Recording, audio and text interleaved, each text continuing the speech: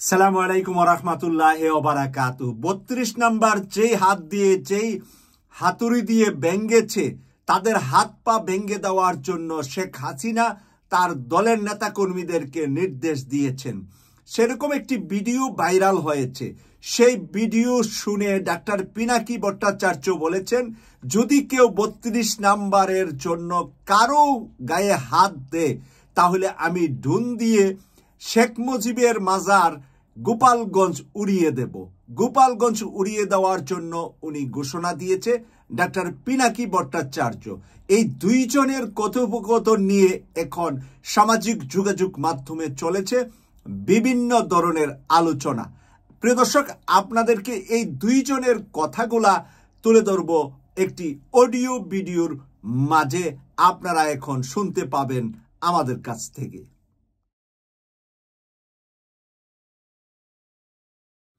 একজনের যদি কিছু হয় আমি টুমি পাড়া ড্রোন উড়াই দিয়া একবার সাফা করে দেব। 32 নম্বর যে হাত দিয়ে হাতুড়ি পিঠে ভেঙেছে আর ওই ট্রাক্টর চালিয়েছে, তাদের ওই হাত দিনের মতো এমন করে দিতে হবে যে প্রতি মুহূর্তে হাতের দিকে তাকিয়ে এটা যেন মনে করে যে এই হাত দিয়ে তারা 32 নম্বর ভেঙেছে। এটা পারবে কি তোমরা? সেটা আমাকে বলো এবং এটা আমি চাই। সকলের ছবি আছে, খুঁজে খুঁজে বের করো কে কোথায় বেঁচে থাকবে সারা জীবন আরো হাত দেখবে। এটাই আমি চাই, আর কিছু চাই না। কাটাল রানী বেশি মাস্তানি শাড়ি তুলে তো পলাইছিল ইন্ডিয়ায়, একবার না কয়েকবার, হেডম যায় না এখনো না। প্রফেসর ইউনূস নিয়াত ভদ্রলোক পার পাইয়া যাইতেছিস। যদি আমার মতো ঘাউড়া কেউ রাষ্ট্র ক্ষমতায় থাকলে না তোকে আইকম্যানের মতো ঘেটি ধরে নিয়ে আসলেনি বাংলাদেশে। তুই ভাবিস তুই কোনটি আসো জানি না? হ্যাঁ হ্যাঁ, তুই তো আসুই। প্রণব কাকা যেটি থাকিছিল 10 রাজাজি মার্গ কয়ে দিলাম। আবার যেটি তোকে একটি সিঁড়িও তো খুঁজে বের করবো, কেমনে বের করেছি তুই এটা বেকু জান, যা নতুন জায়গায় যা, আবার খুঁজে বের করবো। তুই সারা জীবন দৌড়ে বেড়াবো, তোর জান আমি কালা কালা করে দেবো। আজকে স্যাম্পল দিলাম একটু, আরো অনেক কিছু জানি, পরে কমুনি।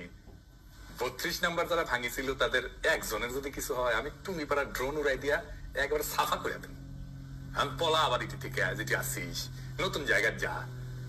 আবার এদিক জয়শঙ্কর কইছে বাংলাদেশেরই ঠিক করা লাগবে যে বাংলাদেশ কেমন সম্পর্ক চায়। আমরা যে সম্পর্ক চাই সেই সম্পর্ক দিবে দিবে, আমরা তো দিবে। তোর সাথে সম্পর্ক না রাখলে কি হবে রে? কিছুই হবে না, আমাদের কিছুই হবে না। ফুটশালা গোমূত্র সেবি এর সামনে গিয়ে হাত কসলে এসছে আমাদের স্বরাষ্ট্র উপদেষ্টা কয়েকদিন আগে।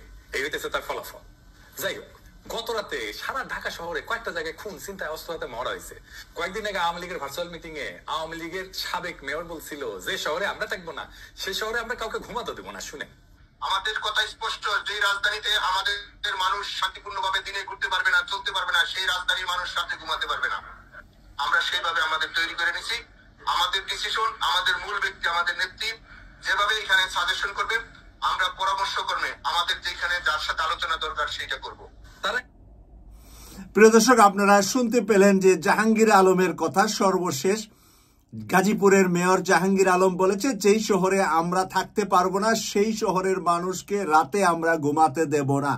সেই জাহাঙ্গীর আলমের বক্তব্য আপনারা শুনলেন, ডাক্তার পিনাকি ভট্টাচার্যের কথা শুনলেন, শেখ হাসিনার মুখে কথা শুনলেন।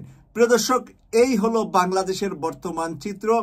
এই চিত্রের ভিতরে হাসিনা যেরকম পালিয়েছে, জাহাঙ্গীর কিন্তু হাত পা ভেঙ্গে জাহাঙ্গীরকে যখন গুঁড়া করে দিয়েছিল গাজীপুরে, তখন সে সিঙ্গাপুরে লম্বা হয়ে শুয়ে তার চিকিৎসা চলেছিল। এখন একটু তরতাজা হয়েছে, টাকা পয়সা লুটপাট করে সিঙ্গাপুরে যে জমিয়েছে বা বিভিন্ন দেশে রেখেছে তা এখন চিবিয়ে চিবিয়ে খাচ্ছে আর বড় বড় কথা অডিওর ভিতরে বলছে। প্রিয় দর্শক, কেটিভি 24 এর ব্রেকিং নিউজগুলা দেখার জন্য সবসময় আমাদের পাশে থাকবেন এই প্রত্যাশা রেখে বিদায় নিলাম। আমি সৈয়দ মাসুক, লন্ডন থেকে। আল্লাহ হাফেজ।